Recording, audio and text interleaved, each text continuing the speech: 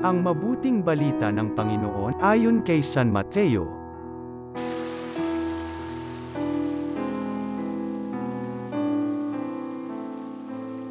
Noong panahong yun, nagpunta si Jesus sa lupaing malapit sa Tiro at Sidon. Lumapit sa kanya ang isang Kananing naninirahan doon at malakas na sinabi, "Panginoon, anak ni David, mahabag po kayo sa akin. Ang anak kong babae ay inaalihan ng demonyo at masyadong pinahihirapan." Ngunit gaputok may di tumugon si Jesus.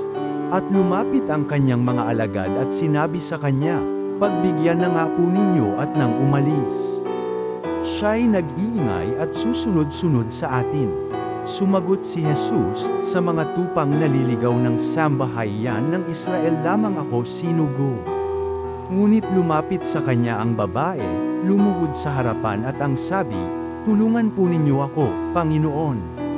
Sumagot si Jesus, "Hindi dapat kunin ang pagkain ng mga anak upang ihagis sa mga tuta." "Tunay nga po, Panginoon," tugon ng babae, "ngunit ang mga tuta man ay nagsisikain ng mumong nalalaglag sa hapag ng kanilang Panginoon."